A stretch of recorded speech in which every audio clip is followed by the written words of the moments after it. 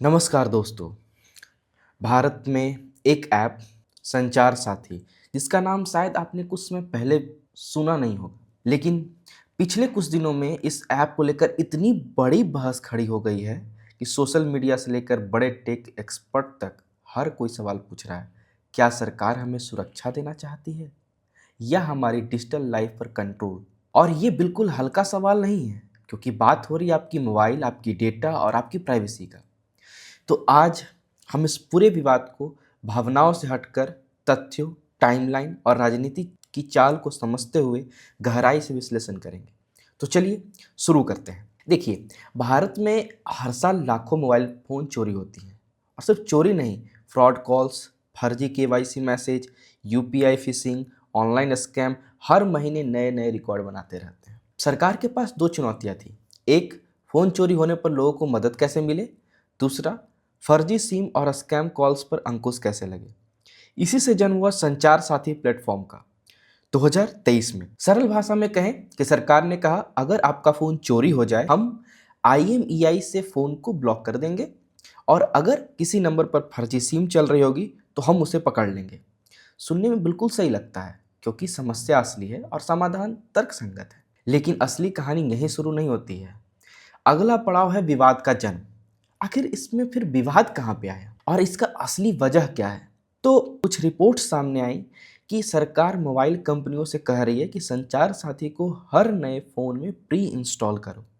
यानी जब आप नया फ़ोन खरीदें तो ऐप पहले से ही अंदर मौजूद हो, और सिर्फ मौजूद नहीं बल्कि ऐप की ऐसी परमिशन चाहिए थी जो यूजर की प्राइवेसी को भी छूती है, जैसे IMEI, device info, SIM details, call log. यहाँ तक कि कहीं कहीं पे रिपोर्ट ये भी आई है कि अब तक कैमरा, माइक्रोफोन, फ्लैश लाइट तक का भी है उसको एक्सेस चाहिए। अब सोचिए, एक ऐसा ऐप जो सरकारी है, फ़ोन के अंदर प्री इंस्टॉल हो और उससे आपके मोबाइल सिस्टम तक डीप एक्सेस मिले, तो जनता तो सवाल पूछेगी ही, क्योंकि ऑलरेडी हमारा जो डेटा है सरकार के पास है, पैन कार्ड, आधार कार्ड, सारा डिटेल्स उसके पास ऑलरेडी है, तो फिर अब ये संचार साथी क्यों? अब ये जनता तो सवाल पूछना लाजमी है, क्योंकि भारत में सुरक्षा और प्राइवेसी का संतुलन पहले से ही संवेदनशील मुद्दा है, और यहीं से बहस शुरू हुई है। सिक्योरिटी चाहिए, लेकिन किस कीमत पर? ये जानकारी आखिर लोगों तक पहुंची तब जब हमारे देश की नहीं बल्कि अलग देश की कंपनियां जो है इसके ऊपर आवाज उठाएं, जिसमें से एक हमारा है एप्पल। एप्पल की पॉलिसी दुनिया भर में एक जैसी ही है कि ये किसी भी देश की सरकार को यूजर के फ़ोन में ज़बरदस्ती कोई ऐप डालने नहीं देते, और न ही वो किसी ऐप को सिस्टम लेवल की परमिशन देते हैं जब तक यूजर खुद मंजूरी ना दे। रिपोर्ट्स के अनुसार भारत सरकार ने एप्पल से कहा कि संचार साथी को सिस्टम में जोड़े। एप्पल ने भी साफ शब्दों में मना कर दिया। और यहाँ ध्यान दीजिए कि एप्पल ने जैसे ही इस बात को मना किया, रातों रात ये खबर जो है एक्सप्लोड हो गया। क्योंकि जब एक कंपनी जो प्राइवेसी को अपनी पहचान मानती है सरकारी ऐप से दूरी बना ले, तो लोग तो सोचने लगेंगे, क्या कुछ ऐसा भी है जो हमसे छुपाया जा रहा है? आपने देखा होगा कि भारत में जब भी प्राइवेसी की बात आती है तो लोग भावनात्मक हो जाते हैं। संचार साथी को लेकर के सोशल मीडिया पर 3 बड़े सवाल सामने आए। क्या यह ऐप हमें ट्रैक कर सकता है? क्या सरकार डिजिटल सर्विलांस की दिशा में बढ़ रही है? क्या यह सिर्फ सुरक्षा का बहाना है? यह सवाल उठे क्योंकि ऐप को प्री इंस्टॉल करने की खबर पारदर्शिता की कमी को दिखाता है। अगर ये ऐप इतना अच्छा है तो क्यों न यूजर को खुद ही चुनने दिया जाए? यह वही बिंदु था जहां बहस तेज से तेज होती चली गई। विवाद बढ़ने पर सरकार ने आधिकारिक बयान दिया कि संचार साथी को अनिवार्य रूप से प्री इंस्टॉल नहीं किया जा रहा है। यह ऐप किसी निजी डेटा नहीं लेता है। एप्लीकेशन सिर्फ सुरक्षा और IMEI ब्लॉकिंग के लिए है। सरकार का तर्क है कि हम नागरिक की सुरक्षा के लिए काम कर रहे हैं, न कि उनकी निगरानी के लिए।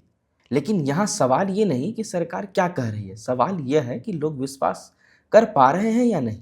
अब यहाँ पे ना पब्लिक का रिएक्शन जो साफ तौर से दो हिस्सों में बट गया। पहला समूह जो है ये कहता है कि हमको सुरक्षा चाहिए, फ़ोन चोरी हो जाए, सिम से स्कैम हो तो संचार साथी काम आएगा। लेकिन दूसरा समूह ये भी कहता है कि एक तो सरकारी ऐप है, ऊपर से प्री इंस्टॉल, फिर डीप एक्सेस, तो ये तो एक खतरा है। सरकार हमारे ऊपर निगरानी बढ़ाती जा रही है, डिजिटल निगरानी। यहाँ तक कि जो विपक्ष है उनको ये कहना है कि ये सरकारी चौकीदार भी हमारे फ़ोन में बैठाए जा रहे हैं। क्योंकि ऑलरेडी आरोग्य सेतु, फिर अब संचार साथी, अगर एप्पल मना कर रहा है तो कोई तो कारण होगा। अब पब्लिक सबसे ज़्यादा डिस्ट्रस्ट से परेशान है। उन्हें लगता है कि सुरक्षा और प्राइवेसी को लेकर सरकार को ज़्यादा से ज़्यादा पारदर्शिता दिखानी चाहिए। अब चलिए हम बात करते हैं आखिर संचार साथी ऐप क्या है, उसके फ़ायदे क्या हैं और नुकसान क्या है। तो जहाँ तक है कि फ़ायदे का, तो अगर फ़ोन चोरी हो जाए तो उसको आसानी से ब्लॉक किया जा सकता है, फर्जी सिम, स्कैम की पहचान की जा सकती है, साइबर फ्रॉड में कमी लाई जा सकती है, सरकारी डेटा सिस्टम से वेरिफिकेशन किया जा सकता है। लेकिन इसका नुकसान ये है कि अगर प्री इंस्टॉल को लेकर के जो है अविश्वास लगातार बढ़ते जा रहा है, परमिशन को लेकर के काफ़ी कम पारदर्शिता है, डेटा प्राइवेसी को लेकर के लोगों में डर है। एप्पल के विरोध ने इस ऐप की ऐसी छवि बनाई है कि लोग संदेहास्पद हो गए हैं। देखिए, अब हम बात करते हैं इस पूरी वीडियो की कंक्लूजन की। तो संचार साथी एक ऐसा ऐप है जिसका उद्देश्य कोई बुरा नहीं है, लेकिन उसका एग्जीक्यूशन, उसकी कम्युनिकेशन स्ट्रेटजी और परमिशन को लेकर के पारदर्शिता, इन तीनों ने मिलकर एक साधारण ऐप को एक राष्ट्रीय बहस का मुद्दा बना दिया। आखिरकार असली सवाल ऐप का नहीं है, सवाल भरोसे का है।